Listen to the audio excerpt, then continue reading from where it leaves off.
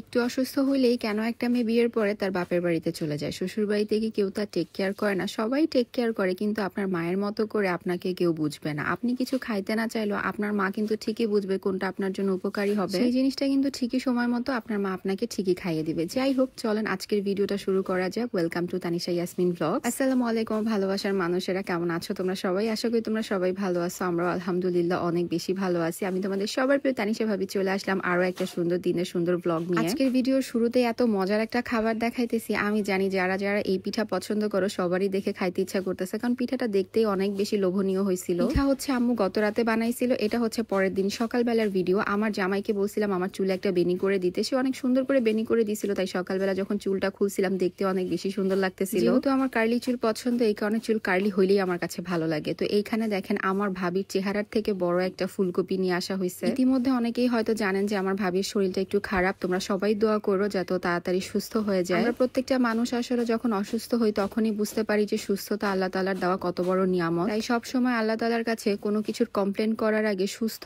আছি এটার জন্য শুকরিয়া আদায় করা উচিত। আমার কাছে মনে হয় এই দুনিয়াতে টাকা পয়সা বা অন্যান্য যে সুখ শান্তিগুলো আছে এইগুলার থেকে আপনি যদি শারীরিকভাবে সুস্থ থাকেন, এটা আপনাকে সব থেকে বেশি মানসিকভাবে শান্তি দিবে। তাই আপনি এবং আপনার পরিবারের মানুষ যদি শারীরিকভাবে পরিপূর্ণ সুস্থ থাকেন তাহলে অবশ্যই আলহামদুলিল্লাহ বলে যাইতে কিন্তু কেউ ভুলবেন না। তো এখানে আমি সকালবেলা একের পর এক নাস্তা সেরে নিতেছিলাম। সকালবেলা ঘুম থেকে ওঠার পর আমার প্রচন্ড পরিমাণে খিদা লাগে, কিন্তু যখন আমাকে বাদাম আর ডিম খাইতে দেওয়া হয় তখন আমার খিদা জানি কই পালায় যায়। তো আজকে কিন্তু আলহামদুলিল্লাহ সকালেই আমি 2টা ডিম খেয়ে ফেলছি। আর এই যে ফুলকপিটা, এটাকে যে কোথায় রাখা হবে এটাই আমরা চিন্তা করতেছিলাম। এই ফুলকপিটা হচ্ছে আম্মু কিনে নিয়ে আসছিল। আর এই যে গত রাতে বানানো সেই দুধ চিতই আমার অনেক বেশি পছন্দের একটা পিঠা। আমি আম্মুরে বলছিলাম যে আম্মু আমার এই পিঠাটা খাইতে ইচ্ছা করতেছিল। যেমন বলা তেমন কাজ, আমার আম্মা অনেক মজা করে গুড় দিয়ে এই পিঠাটা বানাইছে, যেটা খাইতে এত মজা হয়েছিল যে আমি আপনাদেরকে বলে বুঝাইতে পারবো না। অনেক মানুষকেই দেখছি যে দুধ চিতই বানাইতে গেলে এই যে চিতই পিঠাটা এটা হচ্ছে বাহির থেকে কিনে নিয়ে আসে, বাট মজার বিষয় কি জানেন, আমার আম্মা কিন্তু এই পিঠাটা নিজের হাতেই বানাইছে। আর এই ভিডিওটা যে কত আগের আমার আসলে নিজেরও এখন পর্যন্ত মনে নাই। ইদানিং আমার কাছে ভিডিও এডিট করা আর ভিডিওতে ভয়েস ওভার দেওয়া দুইটাই অনেক বেশি কষ্টের মনে হয়। কষ্টের মনে হইলো আমি কিন্তু অনেক মজা করে পিঠাগুলা খাইতেছিলাম। যতবারই আমার মা এরকম মজার মজার খাবার বানায় খাওয়ায় ততবারই আমি আমার মাকে অনেক অনেক ধন্যবাদ জানাই যে এত মজা করে খাবার খাওয়ানোর জন্য। ওই যে বলছিলাম যে অসুস্থ হইলে কেন মায়ের কাছে সন্তানরা চলে আসে, আসলে এই কারণে, শুধুমাত্র খাওয়ার জন্য না, মায়ের মতো করে যত্ন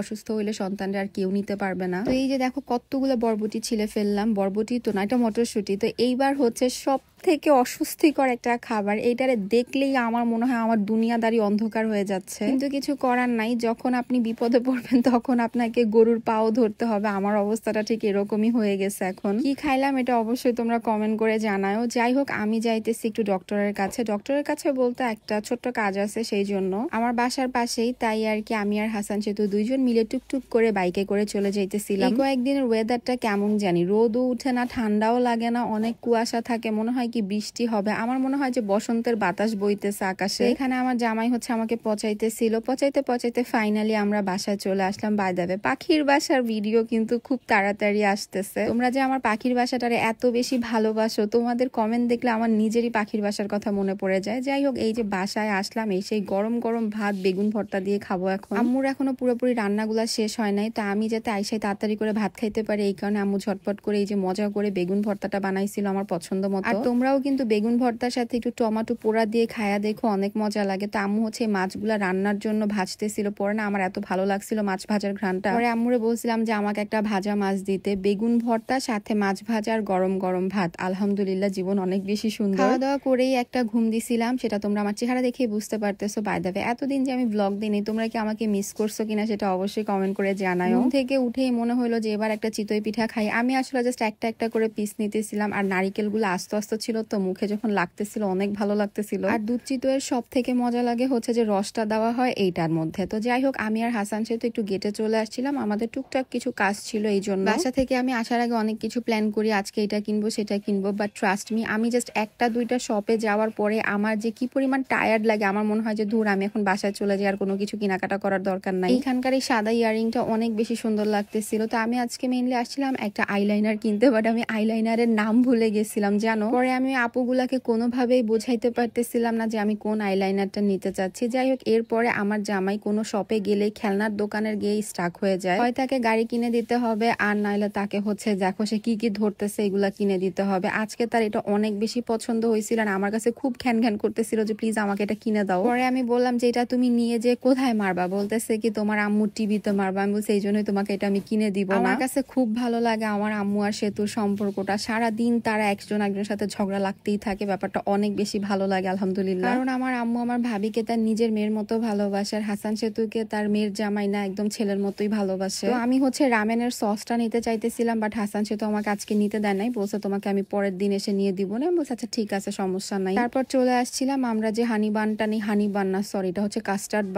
বান নিলাম, দেন বিস্কিট নিলাম, নিয়ে এই যে আমরা বাসায় চলে আসছি। আমরা কিন্তু বড়ইও কিনছিলাম, এটার ভিডিও শুট নেওয়া হয় নাই। তো আমি হচ্ছে বেশ কয়েকদিন ধরে বড়ই খাইতেছিলাম না, আমার মনটা পুরো বড়ইয়ের জন্য আনচান করতেছিল। বড়ই টড়ই খেয়ে এখন হচ্ছে রাতের খাওয়া দাওয়া করতে হবে। দুপুরে তো বলছিলাম যে অনেক রান্না বান্নাই কমপ্লিট করতে পারে নাই, সেটার মধ্যে একটা ছিল বতুয়া শাক। গরম ভাতের সাথে বতুয়া শাক দিয়ে খাইলাম, এরপরে সিম দিয়ে মাছ ভুনা। এন্ড সরি আমার গলার অবস্থা একটু খারাপ হয়ে গেছে। এন্ড রাতে আমি আম্মু ভাইয়া তিনজন মিলে কিন্তু কুমড়া বড়ি বানাইতে বসছিলাম। আর এই বড়িগুলো তোমরা পেয়ে যাবা ননির দোকান ফেসবুক পেজ, ওদের পেজ লিঙ্কটা ভিডিওর কমেন্ট সেকশনে দেওয়া থাকবে। আজকের জন্য এইটুকুই, থ্যাংকস ফর ওয়াচিং। দেখা হচ্ছে সামনের ভিডিওতে। সবাই ভালো থাকো, সুস্থ থাকো। আজকের মতো আল্লাহ হাফেজ।